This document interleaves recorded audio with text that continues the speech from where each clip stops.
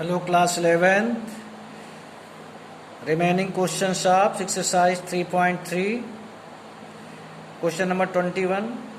आपको पहले बता चुका हूँ, ऐसा जब 3 ट्रिग्नोमेट्रिक फंक्शंस दिए हों तो सबसे बड़े और सबसे छोटे वाले को एक साथ लेते हैं। तो आपकी बुक में जो दिया था उसको मैंने पहले से रीअरेंज कर लिया है।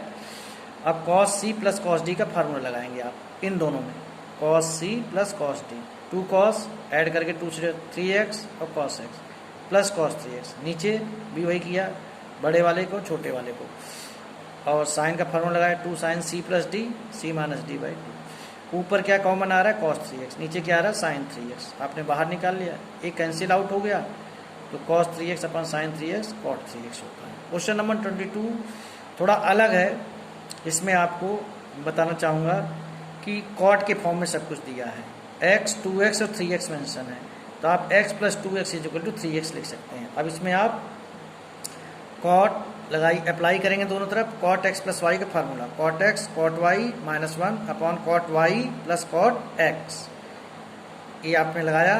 इसके बाद क्रॉस मल्टीप्लाई किया है, क्रॉस मल्टीप्लाई करने के बाद आपको कुछ नहीं करना पड़ा है, कॉट वाले सारे टर्म्स उठा के लेफ्ट हैंड साइड में ले आए और 1 आपका राइट हैंड साइड। तो इस क्वेश्चन में सबसे बड़ी बात थी कि कॉट कॉट कॉट ही यूज हो रहा है, और x 2x और 3x तीन चीज़ें, तो x 2x और 3x के बीच रिलेशन क्या होता है, x plus 2x is equal to 3x, वही मैंने यहाँ पर यूटिलाइज किया है।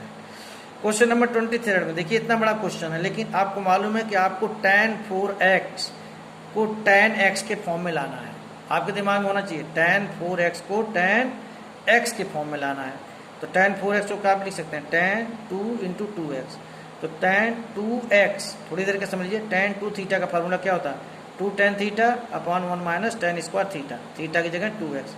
फिर अगला स्टेप क्या है, tan 2x का फार्मूला लिखिए, 2 tan x upon 1 minus tan square x, और यहाँ पर भी 1 minus tan square x, 2 tan 2x की जगह तो आपने ये लिखा, ये न्यूमरेटर आपका डिवाइडेड बाय डिनोमिनेटर। अब इसके बाद वैल्यू रखने के बाद आप tan 2x का फार्मूला यहाँ भी रखेंगे, tan 2x का formula 2 tan x upon 1 minus tan square x का होल स्क्वायर, ये न्यूमरेटर है डिनोमिनेटर है, ये तो सॉल्व है। यहाँ पर इसे आपको ओपन करना पड़ेगा, a माइनस बी का होल स्क्वायर करके आपने यहाँ पे ओपन किया। यहाँ पर आपने एलसीएम लिया, एलसीएम लेने के बाद डिवाइड चल रहा है, सबको सॉल्व कर रहे हैं आप। उसके बाद जब अगले स्टेप में आप आएंगे तो आपने देखा होगा कि इस चीज़ को मैंने फिर से लिख दिया 1 माइनस tan स्क्वायर x का होल स्क्वायर। ऐसा क्यों किया है, क्योंकि डिवाइड का मल्टीप्लाई करने जाऊंगा तो ये चीज़ ऊपर जाएगी, ऊपर जाएगी तो 1 माइनस tan स्क्वायर से एक बार tan स्क्वायर x से एक बार कट जाएगी। पहले तो इसे आपने ओपन किया, ओपन क्यों किया, एलसीएम लेने के लिए, और फिर इसको आपने ब्रैकेट में ला दिया 1 माइनस tan स्क्वायर x का होल स्क्वायर। अब एक बार इससे कैंसिल आउट हो जाएगा, यहाँ पर 4 tan x 1 minus tan square x बचेगा, और ये चीज़ बचेगी 1 प्लस tan 4x, ये चीज़ बचेगा, और आपका ये आंसर हो गया। इस क्वेश्चन में भी cos 4x के 3 फार्मूले होते हैं, तो हमने यहाँ पर वो वाला फार्मूला लगाया है। cos 4x को आप ऐसे लिख सकते हैं, cos 2 इंटू 2x, तो cos 2 थीटा का हमने कौन सा फार्मूला लगा दिया, 1 माइनस 2 साइन स्क्वायर थीटा, तो थीटा की जगह यहाँ 2x आ गया। इसी को क्यों लगाया, क्योंकि आंसर में sin x cos x दोनों आ रहे थे, sin x cos x, sin 2x का 2 sin x cos x whole square, और ये आपका आंसर हो गया। आपको ये पता रहना चाहिए, अगर यहाँ पर केवल cos के फॉर्म में दिया होता आंसर तो आप cos 4x को cos 2x का वो फार्मूला लगाते, 2 cos स्क्वायर थीटा माइनस 1, केवल साइन दिया होता तो 1 माइनस 2 साइन स्क्वायर x, लेकिन साइन cos दोनों दिया हुआ है तो आपने यहाँ पर ये फार्मूला लगाया साइन स्क्वायर 2x।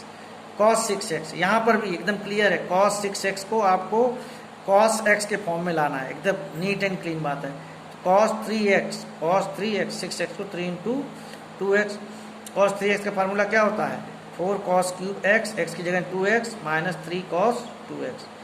अब cos 2x का formula 2 cos square x minus 1 cos 2x, इसी cos को ही क्यों लिख रहे हैं, क्योंकि आंसर हमें cos के फॉर्म में लाना है। यहाँ a माइनस बी का होल क्यूब लग जाएगा, और यहाँ आपने वैल्यू लिख दी a cube minus b cube minus 3a square b plus 3ab square, और ये आपने सारा ओपन किया, सॉल्व किया, and this is your answer.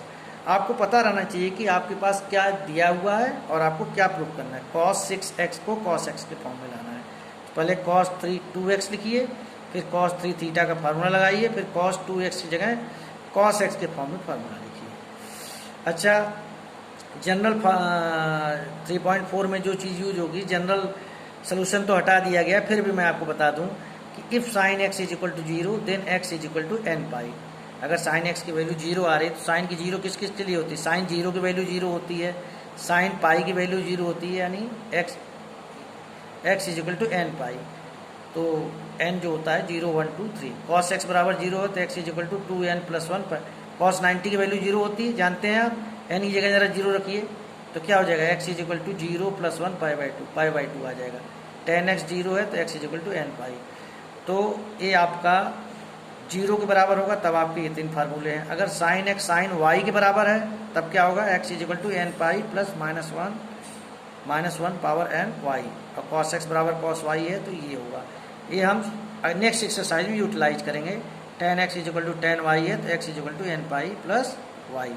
Next exercise में हम जो भी यूटिलाइज करेंगे, प्रिंसिपल सोल्यूशन, जनरल सोल्यूशन, और ये फार्मूलों की लिस्ट जो मैंने आपको दी है, इसको आप फेयर कॉपी पे ढंग से लिख के और अच्छी तरह लर्न कर लीजिए। ये फार्मूले आपको सिर्फ 11th में नहीं 12th में भी बहुत काम आने वाले हैं। तो आई होप आप सभी लोग फेयर कॉपी बना रहे होंगे और इन फार्मूलों को आप अच्छी तरह लर्न कर लीजिए। जब भी मैं ऑनलाइन आऊँगा सबसे पहले मैं इसी को टारगेट बनाऊँगा, इसी से रिलेटेड आपसे पूछे जाएंगे।